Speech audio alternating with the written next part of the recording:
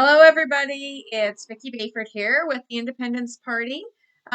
It is our monthly town hall now today, and tonight I have a special guest and member of the party, Peter Downing. So I'm not going to talk too much right now. I'm going to kind of just ask Peter some questions, and then feel free, if you wish, at the end of our interview to ask some questions, and me and Peter will answer them. So I will just get right down to it today and not waste too much time to talking.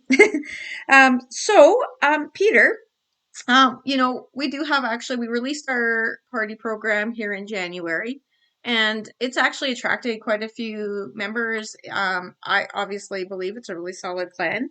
But what do you think the key advantages of our tax policy and our budget portion of that party program are?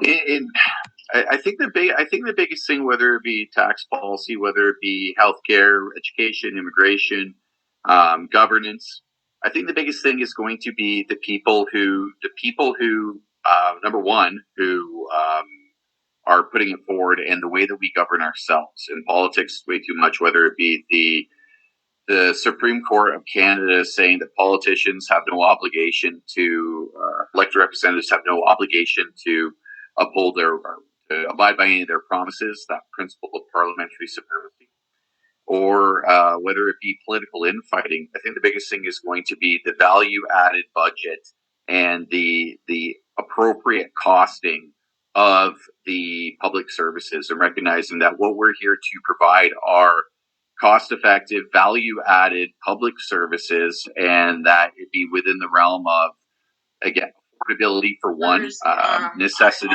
for two, and, uh, and for three, that it upholds the dignity of each person, that it ensures, it makes sure that we have a collective quality of life, that is, again, a value add, and we have the economy of scale to do so. And third thing, that it allows for our individual freedom.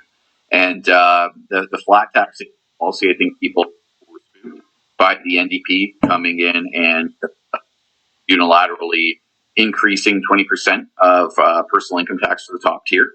And I'm very fortunate. I'm actually scheduled to be joining the Budget and Taxation Committee starting early next week. So I think it's next Tuesday is the first time I'm going to be on that. So it's just a matter of what is the way that the party has been approaching this. Simply put, what are our public expenses? Okay. Are these value-added expenses? Okay. Is it Alberta want? Okay. Let's figure out how to cost this out without an undue burden to the taxpayer, while still delivering top-notch quality services based on our $336 billion GDP. Awesome. So how do you think these policies are going to improve the lives of Albertans for us? Well, I mean, let's look at who we are as people. The majority. Let's begin. I think that everything starts with truth. Is that we are libertarian, conservative personality types. And if you look at politics in general, there's a study out of I had a hypothesis, and there's a study out of the U of T that confirmed the same thing.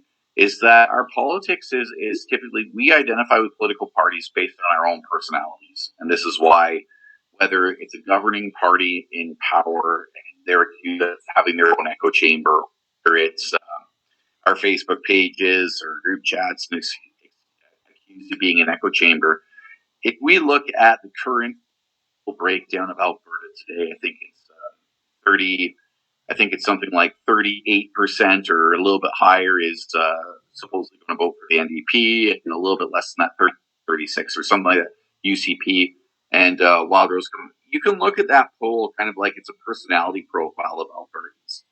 And there's two things that I really love about the Independence Party. Is number one, that you can have differences of opinion within the Independence Party at the board level, CA level, just in conversation between you and I, other people who are looking to understand that our political system in Canada is broken.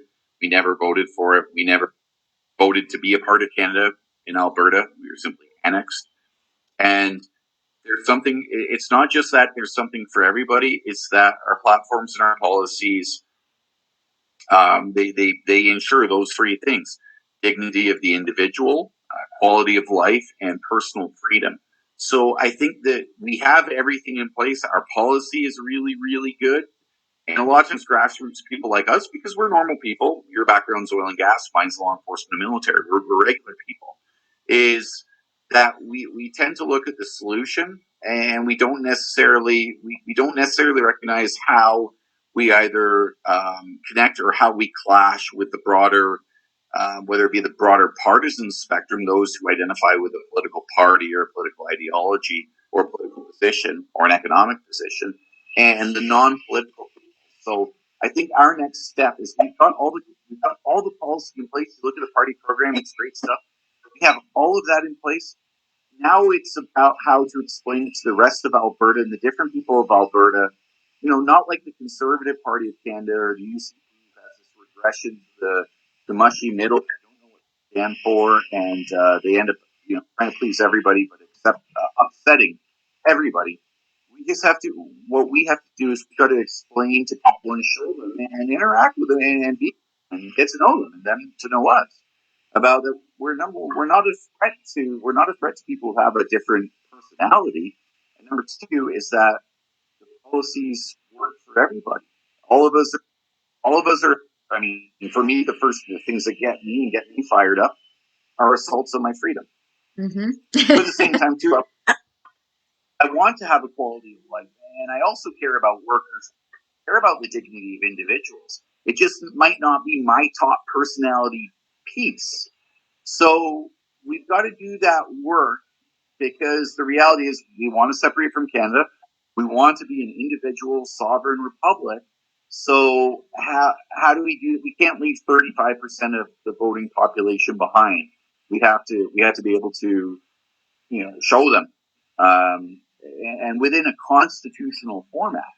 And I think that our policies and our platform, the party program, lay the foundation that it makes drafting a real constitution for the people of Alberta a lot easier than even having in the first place. There's some really good stuff in No, I actually 100% agree with you. And I also think that, like along with what you were saying there about, the way that we are getting along, like we do have a very defined message on what we want to say, and we don't want to sit in the middle, but we're also not, I wouldn't say like along any partisan lines. Like we're just regular, like you said, we're just regular people that just want a change. And this is actually like the prime opportunity, I think, for our province right now, to make a big change, because we can see now so clearly how broken the whole system is. And if we're going to make a change, we better do it quick, is my opinion anyway. Um, there. so Yeah, you've been, and oh, you're go one. ahead. But yeah, so and you've been Yeah, talking to a lot of Albertans like lately. So you've been doing your blue collar breakfasts and stuff like that, and you've actually been really getting out there and talking to a lot of people.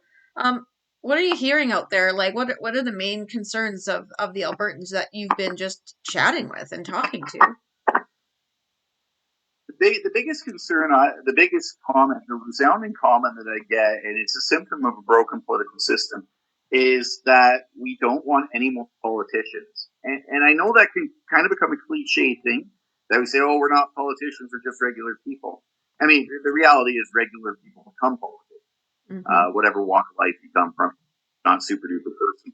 But getting back a little bit to, we don't want the rest of the center not to regress the center, that we all become this amorphous, just this amorphous, bland automaton body politic. Is that if you are a libertarian conservative like us, yeah, you definitely have a place here. I mean, this is kind of who we are. If you're somebody, if you're a small business person, you're a big business person, you're somebody who cares about your quality of life, your economic output, that kind of stuff. Hey, you're free to fit in. You're free to bring in, not only free, but we welcome you to. Again, we are libertarian conservatives, and we welcome the progressive moderate to be able to say, hey, like this is the global outlook. This is how this affects our business. Blah blah blah. If you're a social democrat, if you're a teacher, if you're a union person, I'm not saying that all union people are social democrats, but if you are kind of the NDP type, your personality profile is really a focus on the dignity of the individual. And this is kind of where we get into a lot of social justice stuff. But if you really want the results, if you want the dignity of the individual, you want the opportunity to hire a servant, well, guess what? Let's insource that 20,000 net dollar outlay we put to Ottawa, net 20,000 net loss for taxpayers. Ottawa, 10-mile radius of Ottawa, Gatineau has 41% of the federal public service in Canada. It's like taking a big blob of peanut butter and just dropping it in one part of the bread. Well, guess what? If we take a knife and we spread it out a little bit more evenly, there's going to be a whole lot more peanut butter in Alberta. You can use any analogy that you want. And it is good. It's good for the teachers. It's good for the public servants. It's good for the trade union people. It's especially for the trade union, the blue collar workers, because you're not going to have Ottawa impinging on your ability to make a buck or make more than $1. And the other side of it too is if we don't want to outlay that stuff, we've got the opportunity in Alaska. Alaska is a state that has a drop in the bucket when it comes to our oil resources. We have number 3 in the world right behind Venezuela and Saudi Arabia. We think Ralph bucks were a thing. We talk about Alberta bucks. You talk about the sky's the limit. This is either literally the wealthiest. You talk about the Dubai of North America. You talk about whatever you want. The reality is that we are handicapped, we are broken, and we have a hostile political system that we're a part of. Simply put, it's time to break free. Yes, there's uncertainty, but it doesn't have to be. This is not a right thing. I reckon I'm a right wing guy. People say right wing. I'm just a libertarian conservative guy. But I guess maybe I just don't have that kind of Canadian filter, and I don't mind my P's and Q's, and I just say literally what I think. Because the other piece is that Albertans want honest people. This is not the house of they're not looking for a house of elites. They're looking for people who are competent, who are honest, who know what they're doing, and simply put, can give them the result that they want. And each and every one of us within the Independence Party, at least at the board level, what I've seen the whole time I've been with the party is that we're high performers. Each and every one of us are high performers in our own right, and it's not. It's that we self-select. Is that the high performers within Alberta simply self-select and step up to the plate. And that's what we're seeing. And we're seeing more and more and more every single day. And I think that what we have is for all Albertans, and it's going to win. No, I actually agree with you. I mean, the amount of growth we've had over the last, especially the last month, but even over the last 6 months, has been, pretty good. And, we're finally, it is taking a lot of work and it is, digging our heels in and literally going and talking to as many people as we can. Um, but, on top of that, it's not just about, I mean, obviously it helps that, we're real people. But we also have some really solid ideas, and all of these ideas were generated from people just like us and us, through our committees and stuff like that when we were coming up with this stuff last year. I mean, and the great thing is it's a living, breathing document. So we're consistently and constantly, like if we come across the right expert, if we come across that right person with the with that expertise that we maybe were lacking prior, it's great because we can kind of, take whatever we can take from people's ideas and actually usually try to massage them into the existing program. And I think that's part of what makes this party so special and so great. Not, like I have nothing really like personally against, well, I guess I kind of do, but I mean, if I have to be really honest, but it's not like I think, people who have been in politics for the last 10 years are all evil. Everyone got into it. I feel like most people, 95% of the people that went into politics went in to make a difference, to make a change, to help the people and represent the people. But I feel like because the system is so corrupt, like you said, and so broken, that you know, people get more concerned once they're in about, well, as we can see quite clearly now, that they're more concerned about keeping their position or walking the party line as opposed to really representing. I mean, it's nice to see in the last couple months that a couple of the politicians at the provincial level have, taken a stand and I mean, now they can actually speak for the people, but it's just, it's so frustrating to watch people that I actually thought were really good representatives prior to all of everything that's been happening in the last year and a half. People that I really did have a lot of respect for just kind of lose favor. And I think in a way, just getting into politics now for the first time in my life, I think it's a good learning lesson and something good for us to see, because it'll just make us really cognizant of making sure that we don't make the same mistakes going forward. I have a different theory, and maybe it's not a theory, maybe hypothesis, but I've tested it with a number of MLAs I met when Lexit got big, and I try to throw people off guard a little bit. Is I mean, you can attest to or not. I'm a very easy person. I'm a very easy person to work with inside of an organization, but if you're on the other side, I'm going to run you over. And my theory is this: I tested on a number of MLAs. Is they actually aren't in it, and they never were in it to represent the people. They were in it because they like the popularity. If you talk to these people and test them out, is that they were always the popular kid in school. Think about who the popular kid was in your high school. Your high school. Just everybody who's watching right now. Just take things. They're bad, or you hate them, or jealous, or whatever. Just think about who that person was, and they wouldn't say anything or do anything that would risk their social status or their social stand. They want to be the cool kid, the cool parties. Maybe they have the parties, whatever, right? And this is a grossly broad overgeneralization. However, I've tested this personally, face to face, with certain MLAs when Wexit got big and other people who were trying to feel me out and things like that. And I said, hey, at the end of the day, hey, were you the popular kid in school? Did everybody look up to you? Did they think you're just such a great guy? Oh, yeah. Well, guess what? I was the tough kid in school. And when you pick on my brother or you pick on my sister, I don't have any sisters, but you pick on my friend, that kind of stuff. And the same kind of way in hockey, I used to block shots. I was a defenseman. I blocked shots. I could see the ice, drop the gloves. If you took a run at my goalie or my star player, I'd drag you out to center ice and drop the gloves and beat the stuffing out of you. That's just the kind of guy I was.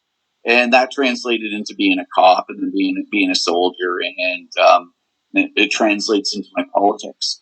So I think that we have to understand, all of who we are. We're still dropping the gloves for our star player, our oil and gas industry, now our agriculture industry is big under attack. Now it's small businesses that are big under attack. So I think we're the kind that, we will block the shots, we will drop the gloves, and I think that we also have to have a level of self confidence in ourselves about this. I have a lot of people say, Peter, I'd like to get involved. I want to be an MLA. I'd like to be a politician. But, I don't know a lot about politics. Like, well, neither do I. We just know what isn't working, and we were pretty good in our own fields. You're a professional in oil and gas. I was pretty good at law enforcement, and I just bring a little bit of a military bearing to politics. So this is something I think that we have to understand. We have to understand that in our Canadian system, literally, Justin Trudeau occupies the office of the Queen of Canada. It's a funny thing, but he literally occupies the office of the Queen. He picks, and I'm not being funny. It's in somebody taught me, a smart guy taught me this, section 41 of the Charter of Rights and Freedom. He occupies the office of the Queen. He appoints the Governor General. He appoints the federal judges. He appoints senators, and literally put the guy off like he's above the law.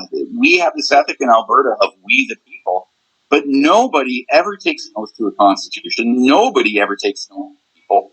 Political power in Canada is not derived from the people, and the politicians haven't been the ones showing it, because at the end of the day, just look at it. They've been the ones who they're still overseeing the trampling of our freedoms in Alberta and the degradation of the quality of life and the degradation of the individual dignity of each and every person in this province for the benefit of certain big businesses, but are horrible for small businesses. So no, they are not. Again, free to feel free to disagree, but no, they are not in it for the people. the stuff that I hear and I know behind the scenes of these politicians and their how they conduct their lives and what they're doing and on our taxpayer dollar, it's a joke. It's a joke, and they're friends with each other, regardless of party. They're friends with each other. They are not friends. They are not supporters. They do not represent the best interests of the people. Well, and like I said, I think when they got in, they didn't go in with that notion. And like you said, I think maybe some of them are. We do obviously have some egos in there in that system, and hopefully, like I said, that's something that as a party we can really change and really do differently. I Yeah, it's just such a frustrating system, a frustrating time to be even alive on the planet right now. Um, Mhm. we I get. think we have the talent within the party, the board level, the officers level, the individuals who are volunteering. We have the talent to be able to go to the people of Alberta and say, "Hey, friend, sir, ma'am, what do you want? What is Yeah. it in your life that you want?" A public, we can't replace hard work. We can't replace honest work. We can't replace public decency. That's for individuals to do for themselves. Hmm. But from a taxation side of it, when it comes to the money, your own money, like you circle, people just like paycheck to paycheck. Oh, this is what I got to deposit my pay. No, look at the gross pay. That's what you earn. Or look at your gross net earnings. This is what you earned. Or your Okay, great. What are you getting for your money? Are you happy with what you're getting for your tax money? No. Okay. Are you happy with what you're getting, but you'd rather pay less? Okay. Are you dissatisfied with what you're paying and you're dissatisfied with what you're receiving? Okay, great. What is it you want? And let's get it done. And that's all people at this point. People are sick of the promises. They are sick of the identity. Hey, I'm one of you guys. At the end of the day, it's not whether you like your lawyer or not. You just want your lawyer to win for you in court. And it's the same thing when it comes to public representatives and elected officials. You don't necessarily, as long as we're honest and we're upholding the individual dignity of each person, their quality of life, and their personal freedoms. The only question boils down to: are we able to get it for them? And I think this is where we move beyond politics and partisanship to having real democracy, having a real republic, having Albertans provide public service for Albertans and held accountable to Albertans. And I There's think no there's no accountability right now. I think that's the key thing, right? Is the accountability that we're going to provide, and not just accountability. I mean, obviously, accountability in the office is going to be key to this whole new system working. Is the accountability side, and that's exactly what is missing, and an actual proper, constitution. but Well, 100%. Canada is not Canada does not have a constitution. What Canada has is a series of patchwork of incoherent laws and statutes, mostly from Britain, that they call a constitution. They slap their own Canada Act on it, but that was delivered by with the Canada Act or Canada Confederation 1867. That was just something passed by the British Parliament. So, if Pierre Trudeau didn't do what he did in '82 and the British Parliament decided they wanted to revoke it, we literally have nothing. The Alberta Act, 1905, was just an act passed by a UK Parliament, the directive of the King, whatever, that says that Alberta is now part of Canada, blah, blah, blah. Where was the vote, right? Where's the vote? Where was the ratification of this Constitution? I was born in 1981. I turned 40 this year. I was born in 1981. The Charter of Rights, which says all this, and you got to look beyond the first 15 sections to see the rest of what it says. But that whole part that Quebec and Ontario have to ratify everything more than 50%. Quebec is told that they're their own country. When did I have a vote on that? When did you have a vote on that? When did we have a vote on any of this stuff? We didn't. So in other places, we think in Alberta that power comes from the people. Well, not in Canada. I did a post today. If you take a citizen, if you're not from Canada, say you come to Canada, you're an immigrant, you want to be a citizen, you get that certificate. It says something about the rights and duties that you supposed to on a Facebook page. of a subject of Canada. And really what that means is a subject of the Prime Minister. You are subject to the Prime Minister of Canada, who occupies the office of the Queen of Canada. You are a subject. You are, by law, regulation, or decree, or what you, Miss Vicky Bayford, and me, Mr. Peter Downing, are subjects to Justin Trudeau. And guess what I say? Because they want to talk about the UN and all this other kind of stuff. Natural law, we're not born slaves. I'm not a slave. You're not a slave. We're not tax slaves. This idea that we pay 50% or more of our taxes, it's ridiculous. We need to keep the fruits of our own labor. And I'm not a money motivated person, but I know what's fair and what's not. And I'm sick of paying for things that I don't get or my family doesn't get. I'm sick of everything that I work, not everything. I live a pretty good life. I work hard. Well, it'd be nice to have And the I'm power also to sick vote with your that dollar too, right? Like right now, I mean, everyone always says, "Oh, well, vote with your dollar, vote with your dollar." Well, here, there's just, after we pay taxes and everything, unless you are, in that upper middle class to wealthy group, that 8% group, there's no voting with your dollars here. Like, unless you're no. part of a And the lobbyist government group. Ottawa's putting more money, and it's eroding for it's all the people who are retiring. They say, "Oh, I'm afraid for my pension. I'm afraid for this. What are you talking about? Ottawa is printing more money, so your dollars that you saved your whole life are going to be less. I'm not going to say completely worthless, but it's eroding. Christia Free says we've got a preloaded stimulus, and let's just get those dollars out. Otherwise, we're going to find a way. Yeah, they're printing more money. They're printing more money that their friends are taking the grant, so they're converting it to hard assets. The people who've saved their money, the value of your dollar is eroding big time.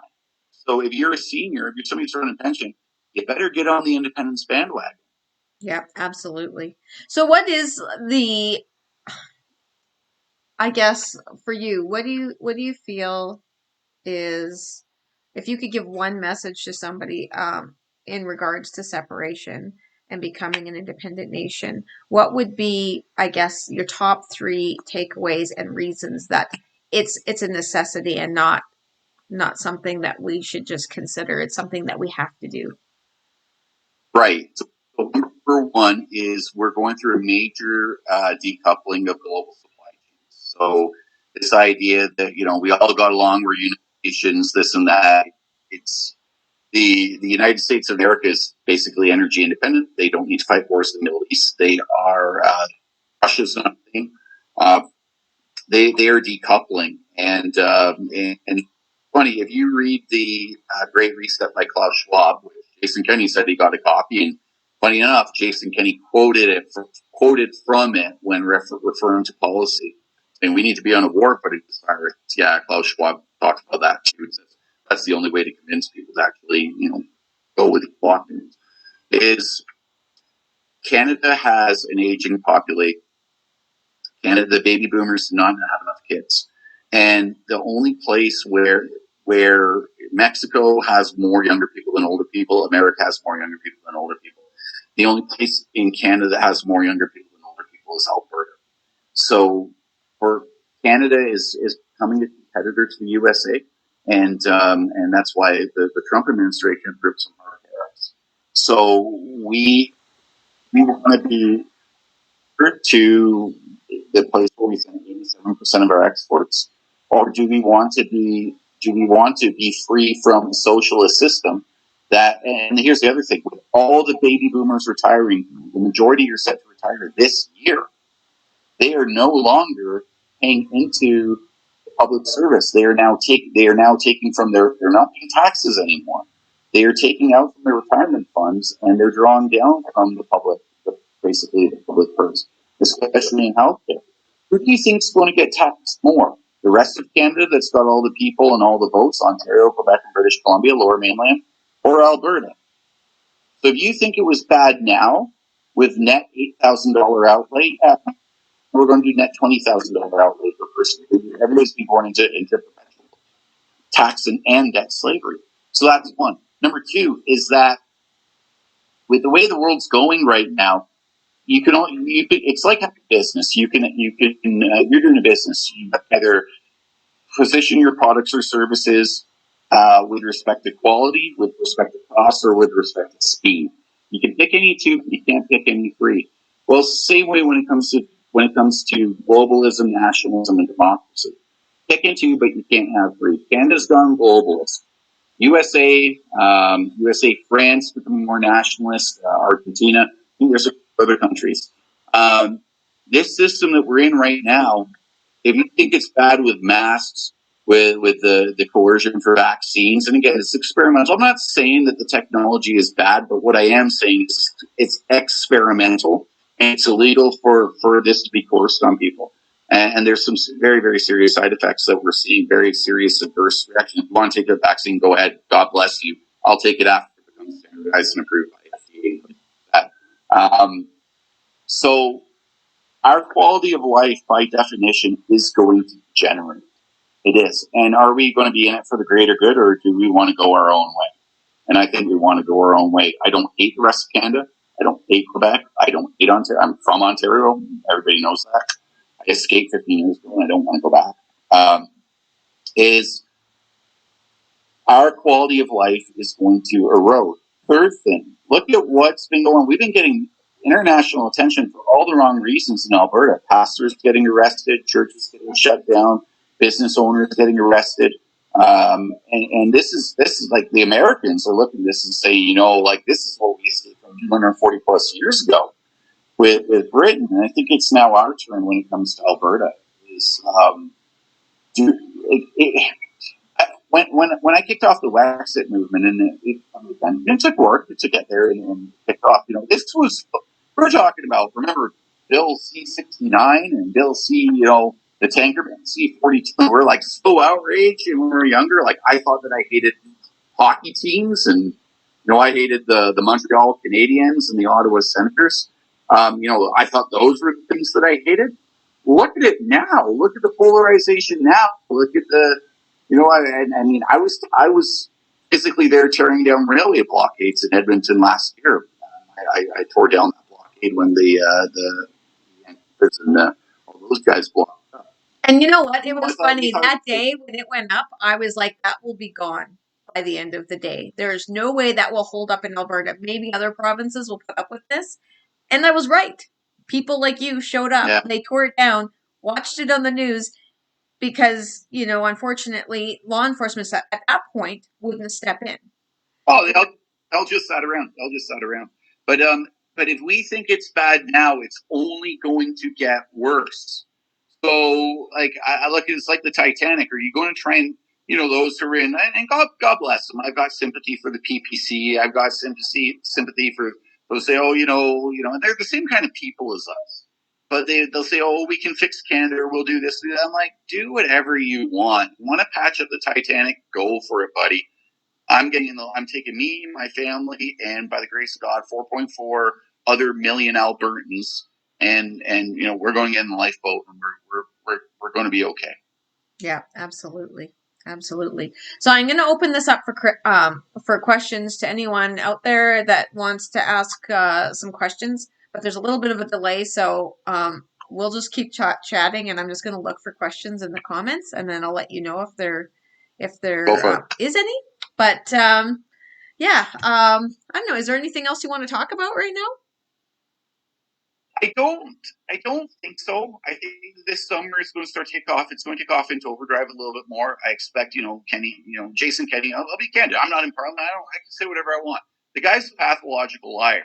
And the idea that we're going to be, the best summer ever, and his little fangirl MLAs are, woohoo, yes, I'm daiquiris. Like, the fact that you would ever celebrate, all you should be doing is apologizing profusely to the people of Alberta right now. That's what you should be doing. But the reality, I expect this guy's he's going to come up with a new reason why we can't open up. It's the B-52 Novel Medusa Wombat variant, or whatever, call it the greasy Mexican muscle strain. I'm just making stuff up right now. Virus. Whatever they want. Have their own plan. It's not in our best interest. No, I 100% agree. So actually, one thing we should talk about too, and like I said, I'll give a couple more minutes for people to get their questions in if they have any. I think, well, just I want to let people know what we're doing this summer, to really get out there and get to work and try to gather up all of our fellow separatists out there and trying to get us all together and moving down the path. So, do you want to kind of give people an outline of the things that you're doing more so? I guess I know you'll be traveling the province, but more so what you're doing right now, kind of locally. The biggest thing that I'm doing locally is I'm talking to people who are they're not um, they're not our traditional and whether it be younger, whether it be union types, whether it be more corporate people. Immigrants is the big group I'm talking to right now, and they have their apprehensions of what independent. They might think that big, right wing. It's just a stupid stuff. Right wing racist, blah blah blah blah. Okay, shut up. You don't get to say that stuff. We get to people, and here's what we got laid out for you. And this is what you have an opportunity to take part in, and this is what it means for your family, and this is what it means for your business, and this is what it means for your future, or your career, profession, or it's your bottom line. So that's the biggest thing that I'm doing right now is, again, just looking at the polls, 35% support NDP and 28% support UCP and 17% support wild polls. And it really is set. We really are separated. And this is what I'm saying. The party system really sucks. And it's what we're stuck with. And I'm not saying that it needs to be changed necessarily, but to offer a better product. And don't do what Aaron O'Toole is doing by upsetting everybody, or JCPenney by regressing to this left of center mushy middle that pleases nobody. What I'm doing is saying, hey, Mr. Social Democrat, this is how this works. Hey, Miss Progressive Moderate, this is how this works. Hey, Mr. Libertarian Conservative, Mrs. Libertarian Conservative, and your kids, this is how this works for you. And it's integration. It's like having three different departments in any organization, and how do we deliver what the customer wants? So that's the biggest thing that I'm doing right now, and that's what I'm going to be taking on the road as we really work to aggregate and build in the support of people who are politically fractured, they're politically homeless. I've been talking to some MLAs and some former MLAs lately, and really, do you want in 2023? Do you want Rachel Notley to be your premier and Jason Kenney? No. Okay, great. Well, let's work on this. And that's the main message. Is that, and that's what I love about the Independence Party is we've got the checks, we've got the balances in place, we've got the moderation oversight, and then literally we get to work and we get to work along those lines. So that's the biggest number one thing that I'm working on right now. While at the same time, through doing that, is promoting the party itself and saying, "Hey, this is an organization of people, and do you like these people? Do you trust these people? Do you want to interact with these people? Do you want to be one of these people?" And so when we don't, we try not to go as necessarily from, yeah, this is a party. Here's our website. Here's our policy and our program. Here are the people. And this is why either you're going to trust me or not trust me. This is why they're going to trust you or not trust you. And any one of the people who are looking to elect to office or who run our board or organization or volunteer, it's the personal connection, and that's where we build the biggest trust is literally being with people and finding great new creative and effective ways to do it with all the ridiculous restrictions. Again, we just got to look south of the border and we see everything's open, right? Absolutely. So, Monica gave me a bit of um, heads up. So we actually should discuss what is happening right now. Our big news right now going on in the party. We have to actually do a little bit of a better job promoting this, but we are actually have called our leadership election. So, just so Right. everybody is aware, I just wanted everyone to know that the application deadline to run is August 18th, and the actual election is September 18th. So, basically, now if you're not a member already, you are not eligible to run because you have to be a member for 90 days prior to the application cutoff. So 18th was the cutoff for membership. But if you are a member, you still are eligible to run. If you are interested, you should email us at comms@ab-independence.com, and we will send you a package with more of the details. Also, Mr. Ray Harding actually made a comment here. He said, if you run, Peter, he'll buy a membership. So you need to run for leadership so that Ray will buy a membership. Okay, well, I'm not far away from submitting my for that, so I'll message Ray after. And Ray is if you follow Ray, Ray is and we have he's a progressive. He's also a social democrat, and his writings have clarified and crystallized and sharpened up my thinking on this topic. It's like, yeah, we can't leave 35%. And he points out maybe we don't want to admit it here because when it comes to what we call socialism, there socialism conflates when it comes to both economics and social. But when it comes to our public infrastructure and our social safety net, he points out that Alberta's pretty close to Bernie Sanders. Bernie Sanders' position in the United States. And I'd agree with him. Everything he points out is true. And so the only reason I bring this up from a British perspective is this us versus them mentality that we have within the partisan system. Oh, you're a socialist, or you're a right wing guy, or you're a mushy middle 16th. We got to get beyond that because we're dealing with real people. We're dealing with real people. If we're at work or in a workplace, no, I'm a libertarian conservative guy, and I work with social. And work with a lot of non-political people who they will show up and they'll be like, you know what, I don't like this guy. I don't really know about this girl. But okay, this guy seems good, or this girl seems. I'll vote for them, and that's sort of how a lot of people vote. And we have to make sure that what we're presenting to people is a breath of fresh air, while they're going to have to, unfortunately, suffer a whole lot more for them to be uncomfortable. Point to say, oh, okay, well, let's look at these guys. Let's look at independence. I've never really thought about independence before. As long as it doesn't mean that I'm going to be living out on the street, eating out of a dumpster, let's see what this is. Oh, is this going to attack me as being a left-wing guy or a right-wing guy or a centrist or, again, a regular person? Again, we have all these labels that I don't think are helpful.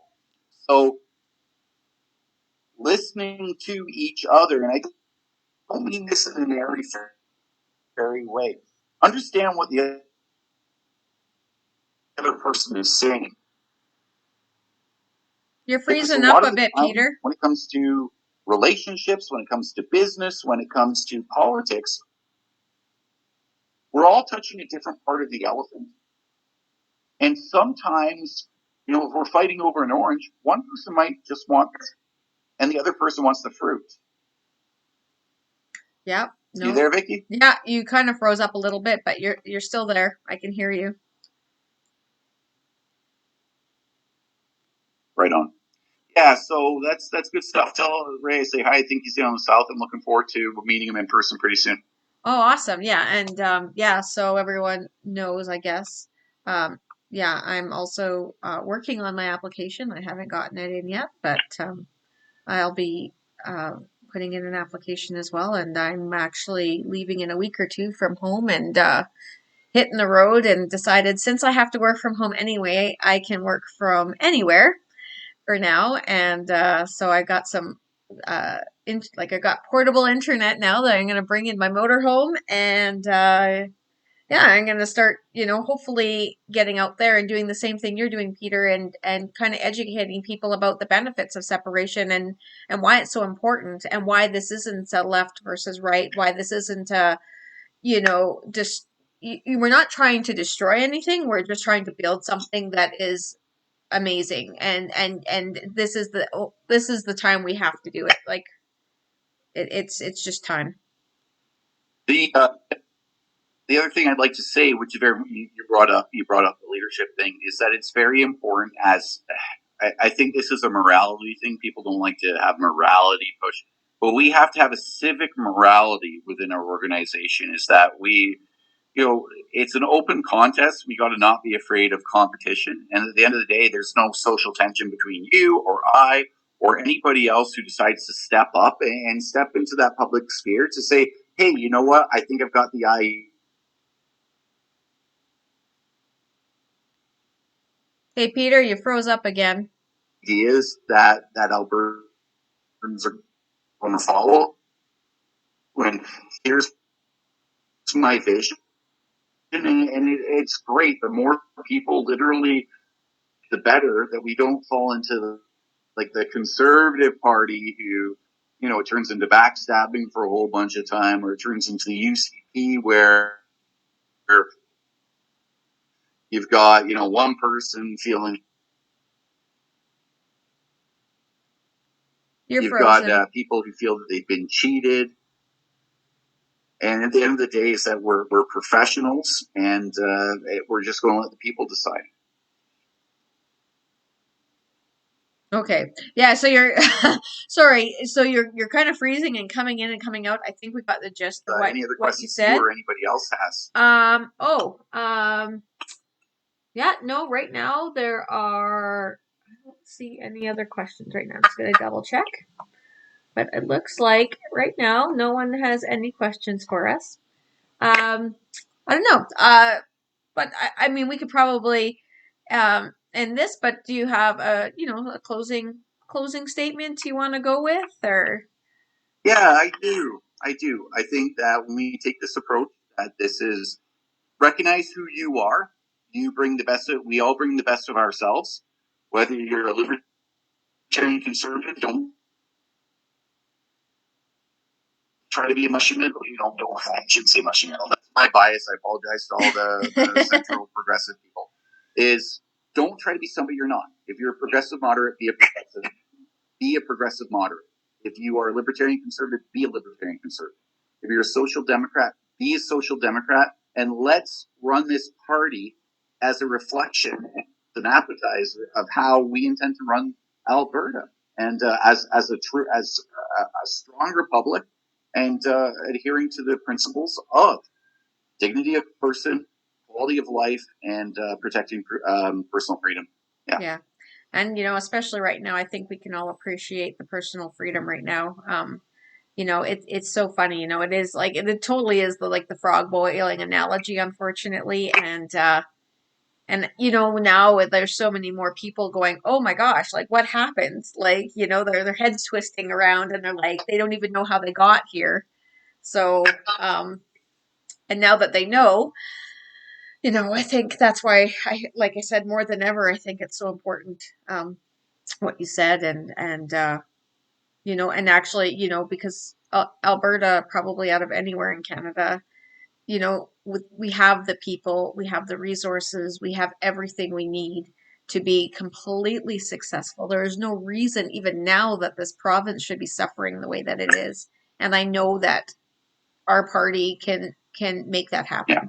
I believe that 100%. So anyway, so I guess for now, I'm gonna say good night to everybody. What? Oh, go ahead, Peter.